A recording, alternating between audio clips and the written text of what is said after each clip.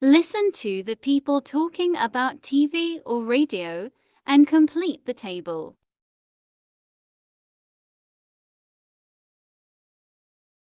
Speaker 1. TV in my country is pretty good. We have cable. There are at least 30 channels, specializing in movies, sports, music, and so on. That's great because there's lots of shows. You can almost always find something you want to watch. And the quality of the programs is pretty good too. There are too many quiz shows though, which I find very boring. And too many soap operas at prime time. Yuck.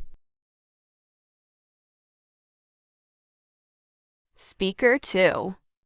TV. Well, it's okay. I like the Nature Channel, the documentary type programs. Those are very interesting. I'm especially interested in programs about animals. For me, there aren't enough educational programs. My children watch a lot of cartoons and movies. I'd rather they watch something educational, And the advertisements, there are too many. I hate the way they interrupt the programs. There's an ad every 5 minutes. I like the radio, really. We don't have TV at home. I know that's really weird. Everybody has TV, right? But my parents don't like it, so we don't have it. I like listening to fun shows on the radio, like music and talk shows. They're great. There's probably too much news for me. Every hour is too often.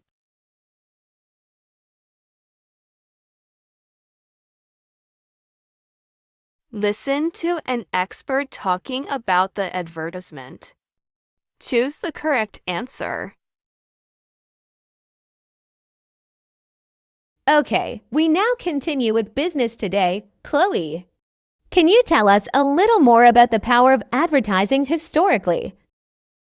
Yes, this is a nice example of the period. In the 1950s, it was an exciting time, a period of liberation for women. Yes, women were starting to make more decisions. And some were even starting to work outside the home. That's right. Okay, this ad shows a young woman with her stove. She is not cooking, and she is not tired or stressed. Right, so that's attractive for housewives. Yes, definitely. This woman looks sexy and elegant, so the message is, if you want to be sexy and elegant, get a stove like this one. I see, that seems very obvious, and it's pretty ridiculous. Isn't it? A stove can make you sexy? Yes, it seems ridiculous to us today, but at the time marketing was very new. Another important point is that there is no male figure, no husband making the decision. Yes, I see. So is she single?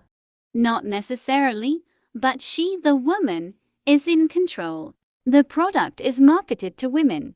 Really, in the 1950s, this was very new, because men had most of the buying power. Nowadays, of course, markets are much more segregated. We have ads directed at not just women, but middle-aged women, African American women, women who are working, mothers.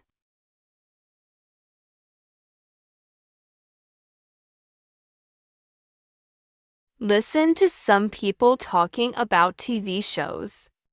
Match the descriptions with the types of show. What? You've never seen it? I can't believe it. It's on every week. It's a great show. Seriously funny. It's about the lives of 6 friends who live together. The show basically shows their lives, but it's very funny and a lot of what happens between them. Centers around a cafe where they all hang out. I've been watching it since it started, and it's been running now for around 6 years. Can you believe I've never missed a single episode? I followed the lives of those families like they were my own. It's on 4 nights a week. I mean, the reason I like it is because the show deals with the kind of issues that happen in real life, and I think that's important. Wow, did you see that guy last night? He won $250,000. His face when the host told him he'd answered that final question correctly? He nearly fell off the chair. I didn't think he'd do it because he didn't seem too sure about the answer. But yeah, he deserved it.